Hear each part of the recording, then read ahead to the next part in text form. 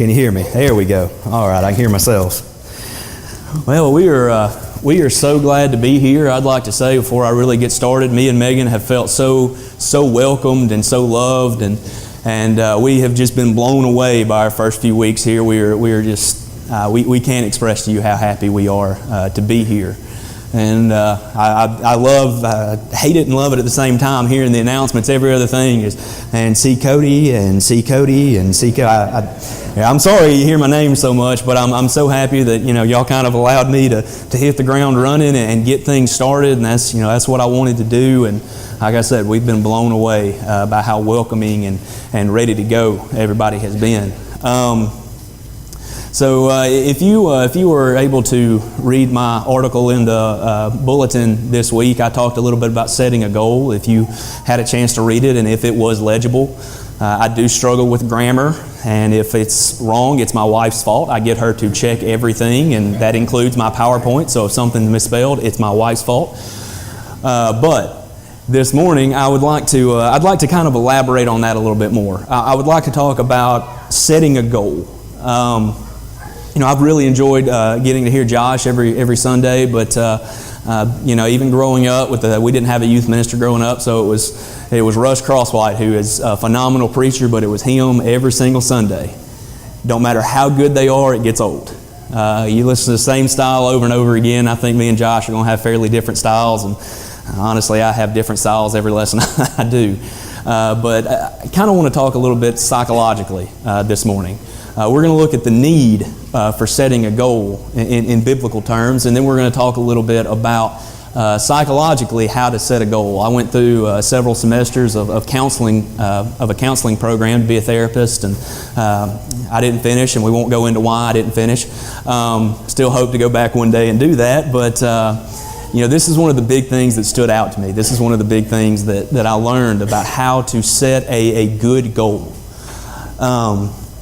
But Riley read for us James 1, 2 through 5. We actually talked about James 1 this morning in class, so the kids are probably like, okay, let's talk about something else. But I've looked at James 1 a lot this week. What we're going to do, we're going to go through verse by verse, and we're going to kind of summarize those verses. I think if you summarize things, sometimes it has a way of helping you to understand it better. We're going to start verse 2. My brethren, count it all joy when you fall into various trials. So, quick summary of this: be happy when you go through trials.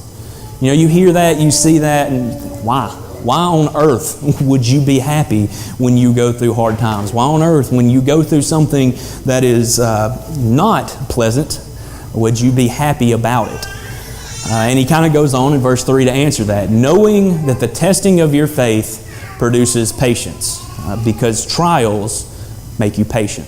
So be happy when you fall into various trials because they make you patient. Okay, you've given me a reason, but is patience really enough to want to go through trials? Is having a fair amount of patience enough to make me want to go through the testing of my faith? Verse 4, but let patience have its perfect work, that you may be complete and perfect, lacking in nothing. So let patience work in you that you may not lack anything.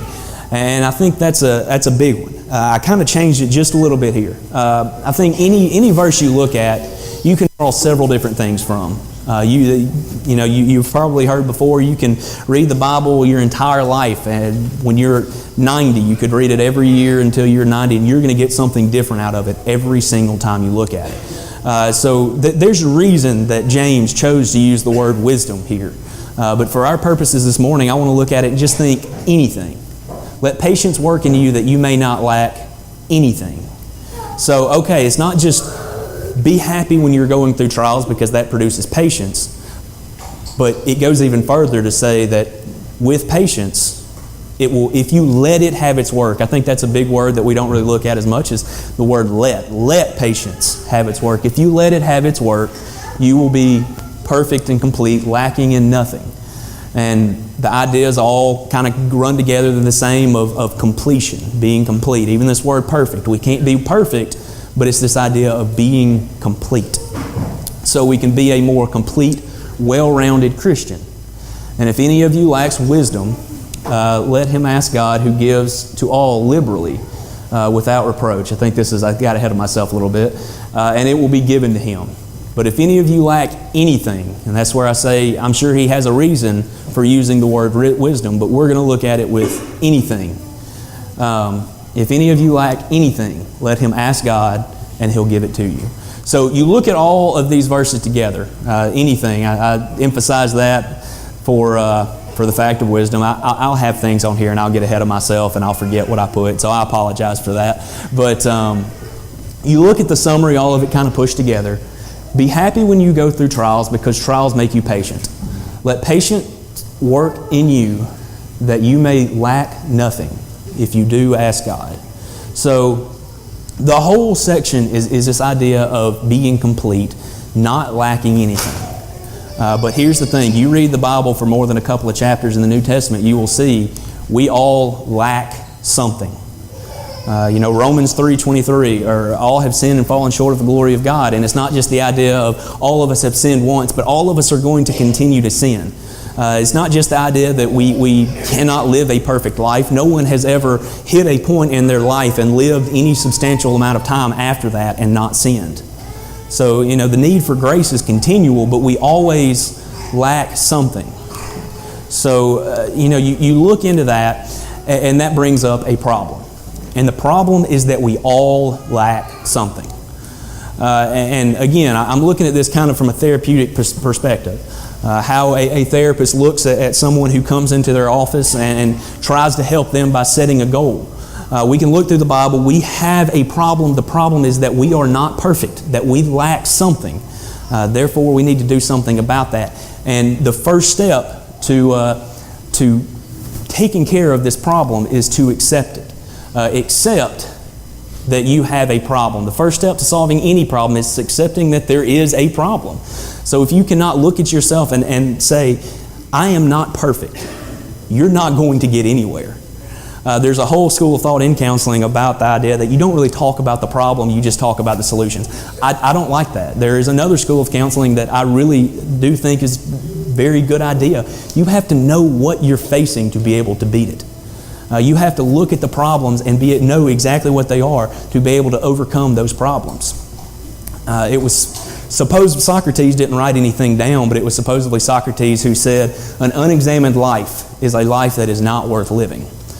And the idea is, if you can't look at your life and you can't dissect it, you can't see the kind of person that you are, then your life is not going to be worth living. And the same goes for here. Examine your life. Look at yourself. Look and see what you are lacking. See the problems that you face, the problems that you have in your life, and accept it.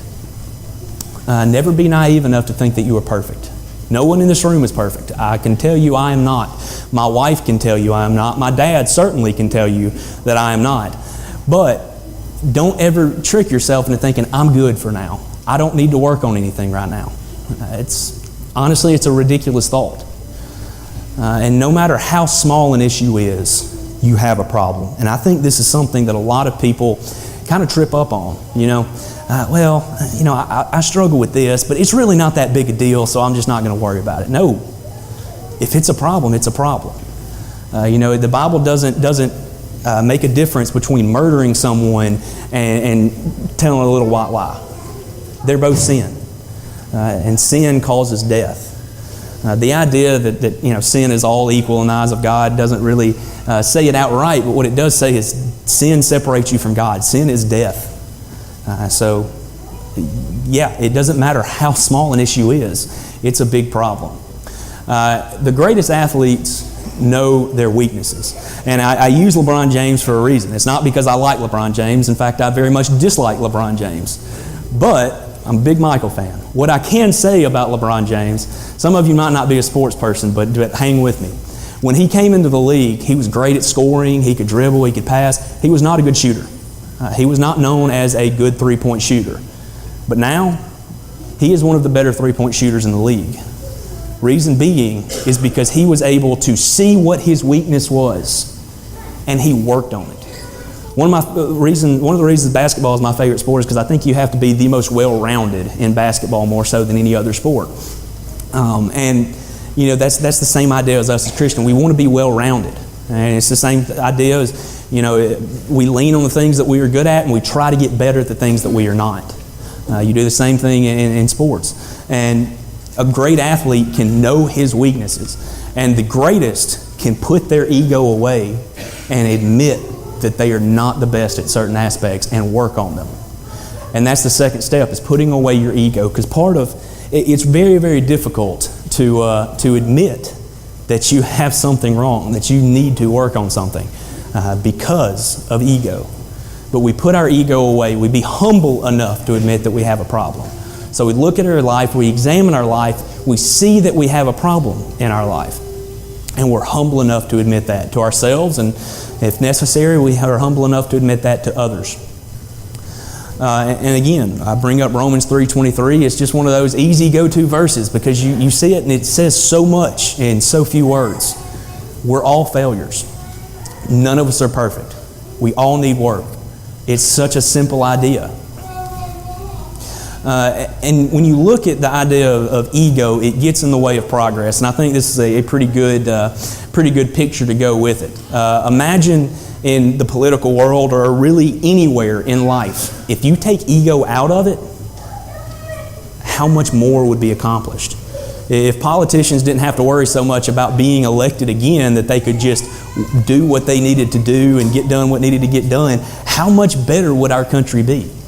And you can think of any team you've ever been on. If people could put their ego away and worry about the team winning instead of them getting their points or them getting whatever, it would make everything work so much better and work so much smoother. Ego is the enemy of a lot of different things, and one of those is progress. So everyone has sin in their life. Everyone has a problem. Everyone has a fault. So there's not shame in having a problem. The shame comes in when you don't work on that problem. We all have a problem. I think people are so hesitant to admit that out of shame because their ego is too big. We don't want to let other people know that we're not perfect. We put on this perfect persona in front of people and then we go off to the side and realize we're not. And we're so egotistical that we don't want to admit it. But there's no shame in it because we all are. We know we all are sinful because it tells us straight from the Word of God. So the shame comes in when you don't work on it, when you choose not to do anything about these problems that you have. And finally, work on it. You can admit to a problem, but if you do nothing about it, the admission is useless. And kind of what I think of about this is interventions. Maybe, I know I've never watched a single one, but I know there's intervention TV shows. I don't like watching shows where there's a lot of crying. But the idea is, people can say, yeah, okay, I admit it, I'm an alcoholic, I'm a drug addict, but they never go to therapy, they never go anywhere to try to do anything about it. So even if you admit it, that's just one step. If you put your ego away and admit it, that's just one step. You still have to work on it.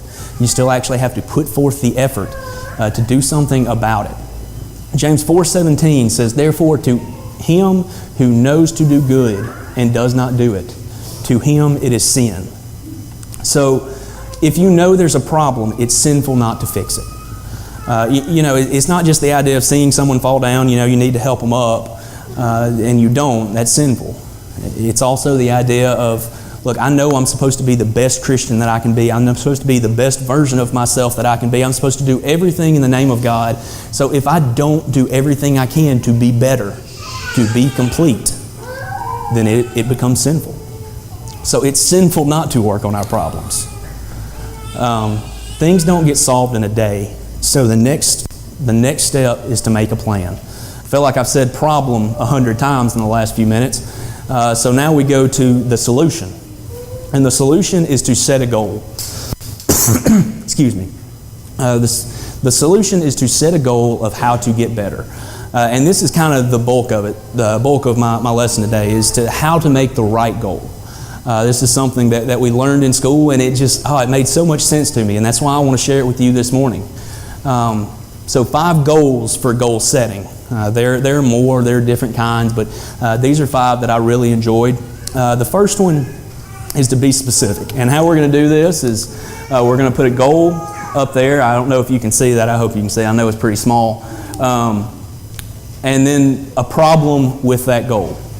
And I might throw in a couple of real-life therapeutic kind of things. Like for this one, one of the things a therapist hears more than anything else is somebody comes in and says, I just want to be happier. I don't know what to do with that. I mean, what do you want to be happier about? Why are you sad? It's just such a very unspecific goal. It's very vague. So this idea of I want to be a better Christian, it's a very vague goal. What do you want to be a better Christian at? Do you want to have a better prayer life? Do you want to have a better attitude? Do you want to have more pure thoughts? Do you want to be a better servant to others? How do you want to be a better Christian? Be specific. And this is the part of examining your life and seeing where you lack and wanting to be specific about that. So a better one might be, I want to be better at controlling my tongue. James 1:26 talks about he who does not bridle his tongue, his religion is worthless. So yeah, this is a big one. I'd say if it's talking about your religion being worthless, if you don't do this, this is going to be a big one. So a more specific goal, I want to be better at controlling my tongue. And then you want to make it measurable. Because, saying happier doesn't really do much for me. I don't know what your level of happiness is. I don't know how much your level of being happier is. There's no measurement on that. And controlling my tongue better, there's no real measurement on that yet. What ways do you fail with your tongue? How often do you fail with your tongue? What can you do to put a measurement on these things? And this is one that I think it's easy to have a problem with. I think that we all struggle with at times. So we'll run with this example. And of course, it's not just specified to your tongue. It's not just specified to gossip. It's anything. Any problem that you might have, run it through these steps. And this one's not going to work perfectly. You will see as we get on. But I don't want to ever gossip. So I want to take gossip completely out of my life. Okay. That's an admirable goal. I do not think that it is yet a good goal. Because the third step is to be realistic. Again, going back to a therapeutic idea, if somebody comes in and says, well, I cry a lot. I don't want to ever cry again. Okay, what if someone dies? What if something bad happens? You still want to have the complete range of emotions. So, is that really a realistic goal? No, probably not. And is it realistic to say that, I don't want to ever gossip again, ever in the history of ever? Maybe not. I mean, it's admirable. It's what we should shoot for. But the problem with making a goal that is not realistic, especially you talk to addicts who set a goal of just going cold turkey, never touching it again. If they fail once, if they go back to it one time, the easy thing to do is just to give up on the goal completely. So if you set a realistic goal, it kind of saves you from that. It saves you from just wanting to give up on it right then and there and just drop the goal completely. You set a realistic goal. And that's not to say give yourself a lot of leeway. It's just to say be realistic about it. So that's not necessarily a realistic goal. So I want to gossip less. And this is where it gets a little not perfect in using gossip as an example. But the fourth step is to put a measurement on it. So we've made it measurable, now put a measurement on it. And for this one, we're going to stick with gossip for a moment, but how much is less? Let's change it from gossip to maybe saying a wordy dirt. Maybe you're bad about letting a cuss word slip out every now and again. So you say, I want to cuss once a week. That's my goal. I want to cuss once a week. I want to cut down to that. And that may sound like, that's not, ideally you'd want to get to 0. Yeah, you're absolutely right. But again, you set that goal and, you say, I don't want to ever cuss again, ever. And you let one slip. You're like, well, I've done messed up for this week. I might as well let them fly. And we can't be that way. So we set a realistic goal here. And the realistic goal here is I want to catch myself every time that I gossip. Measurement here is we can measure every time that we start to gossip, every time that we start talking about other people in a way that we should not. We catch ourselves and we say, hey, I don't need to do this. I think that's something that is realistic. I think it's something that we can put a measurement on. And it's even one of those things, say, you have that conversation, you walk away and you say, man, shouldn't have done that. That was gossip. Then you're still catching yourself, and you can still put that measurement on it. And then finally, put a time limit on it. Because it's real easy to say that I want to be better about this, and I want to be better this way, but then never really act it out. So you put a time limit on it. So here, I want to catch myself every time that I gossip. By when? In a month. In a month, I want to have trained myself that every time I let gossip slip from my mouth, I catch myself and I know it and I can stop. Saying something you should not say. Saying bad words. You say that in a month I want to be down to 1 time a week. And if you can be better than that, that's awesome. But that's my goal, is 1 time a week in a month. That's where I want to be. So set a time limit on it. So with these 5 ideas, these 5 goals, be specific. Make it measurable, be realistic, put a measurement on it, and put a time limit on it. So in a month, I want to catch myself every time that I gossip. You run through these 5 steps, and there's a good chance that you have a good goal. And like I said, you can have an admirable goal. A goal that that's a good thing to shoot for, but it's not a good goal, because you'll end up shooting yourself in the foot, and it just makes it so much harder to do these things. So we all lack something, so we set a goal to be better at it, and then we make a plan after that. You say, week 1, I want to do this. Week 2, I want to do this. And it could be something as simple, if I say a wordy dirt, I'm going to pop myself with a rubber band for the first week. It's just anything. Maybe start a list. I messed up so many times today, so you can see it in front of you how many times. But set a plan, and then that's going to be so varied depending on what you're looking at that it's kind of hard to talk too much about. But you make a plan, and then you have to act it out. It's one thing to make a plan, it's one thing to set that goal, but if you don't act it out, then you've just wasted your time. And I think this is probably the hardest step. It's easy to figure out what's wrong with you, a little harder to admit it. It's pretty easy to make a plan, but it's really hard to act out that plan, to act out the goal that you have set for yourself. So we go from the problem is that we all lack something. The solution is to set a goal and make a plan to fix it. And then finally, we look at the application. And these things can be applied to the individual as well as us as a church. And you look at yourself and you ask yourself, what do you lack and how are you going to get it? One of the things that I always try to do when I speak is to have you something that you can leave here thinking about. And this is really the idea of what I want you thinking about this morning when you leave. What do you lack? Really look at yourself. It's one thing for me to stand up here and ask you. It's another thing entirely for you to ask yourself, what do I lack? To really take a hard look inside yourself, examine your life, and figure that out. And what are you going to do about it? I know what I lack. I know that we all lack things. It takes a lot of courage to admit it, make a plan, and act it out. There are some who lack salvation. Some who have not had their sins washed away in baptism. That's a scary thing to lack. And the goals and the steps are real easy for that. We've had them laid it out for us in the Bible. Have your sins washed away in baptism. We offer this time now, as we sing an invitation song, that anyone who needs their sins washed away can come now. And anyone who needs anything, we're here with open arms. Anyone who lacks anything and needs help to overcome, we offer this chance to come now as we stand and sing.